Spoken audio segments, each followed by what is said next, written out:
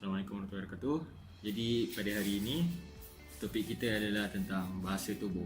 Bahasa tubuh ni sebenarnya terbagi kepada banyak bahagian lah. Antaranya adalah ekspresi muka, postur tubuh badan kita sendiri, gesture badan kita terutamanya menggunakan tangan, gerakan mata kita, penggunaan ruang sekeliling kita ni macam mana kan. Contohnya kita nak capai tempat yang tinggi, nak capai tempat yang rendah, macam mana bentuk cara kita bersalam pun main peranan juga dalam tubuh ni, terutamanya nada suara kita. Tapi dalam komik ni kita tak boleh nak dengar macam mana suara komik tu, cuma kita boleh nampak kalau orang tu tengah menjerit macam mana ekspresi dia, kalau dia tengah berbisik macam mana ekspresi muka dia. So bahasa tubuh ni banyak kaitan dengan pos tubuh badan dengan ekspresi muka lah. Saya tak akan terangkan ke semua bahagian tadi. Saya akan ambil mana-mana yang penting, terutamanya ekspresi muka dan postur tubuh badan. Okay, kita akan bagikan postur tubuh badan ni kepada postur yang terbuka dan yang tertutup. Postur tertutup antaranya adalah kita memeluk tubuh, kita peluk tubuh kita.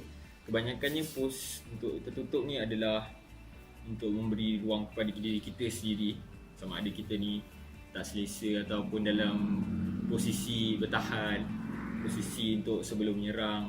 Okay. Antara keadaan yang kita selalu gunakan adalah semasa sedang bergaduh, sebab kita nak mempertahankan diri kita.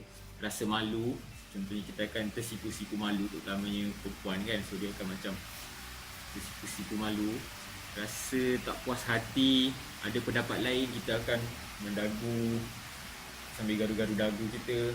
Rasa betul tak pendapat ni, macam tak okey je, macam kena tukar je.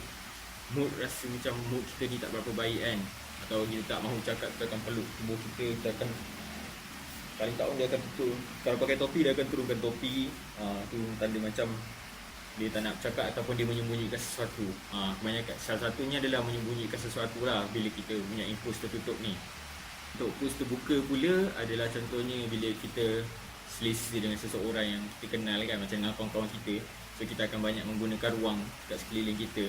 Kita akan capai apa yang boleh, kita akan tepuk bahu, kita akan tegur, pukul-pukul sikit, pukul-pukul manja macam tu kan dengan kawan-kawan kita. Kita akan gunakan bahasa dengan gesture tangan kita sendiri.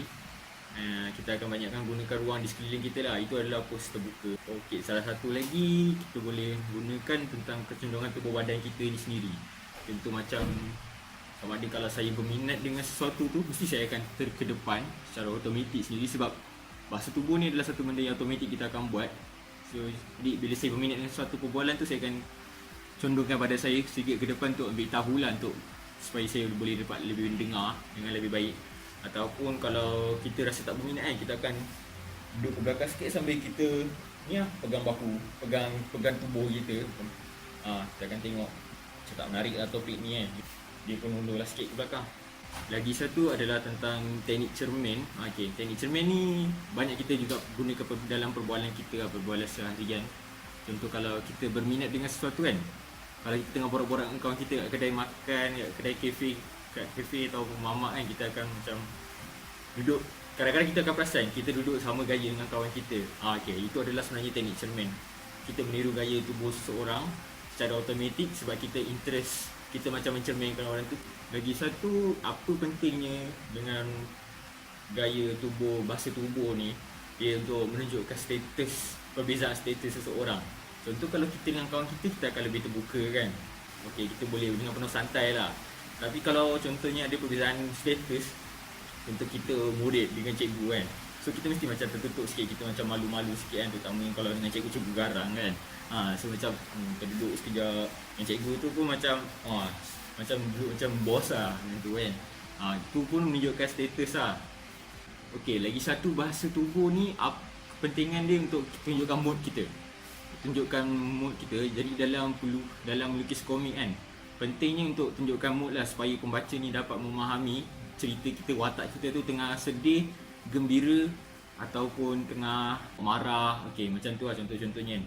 Okey, contohnya kalau macam kita tengah murung hari tu kan, macam contohnya kita tak dapat beli aiskrim kan, so kita macam murung. Biasa hari-hari dapat beli aiskrim, tiba-tiba hari ni tak dapat kan. Ataupun kita hari hujan tak dapat main bola, tak dapat turun pergi main bola, jadi kita macam murung sikit kan. Kita akan lebih kepada pos tertutup. Kita akan tundukkan kepala kita sambil jalan dengan monyok. Gaya muka memang, ekspresi muka tu ada. Kalau kita gembira pula kan, contoh Ezak kita bagus kan, Jadi kita macam jalan dengan penuh seronok bangga kan, jalan terbuka macam tu. Itu pun pentingnya ekspresi bahasa tubuh ni.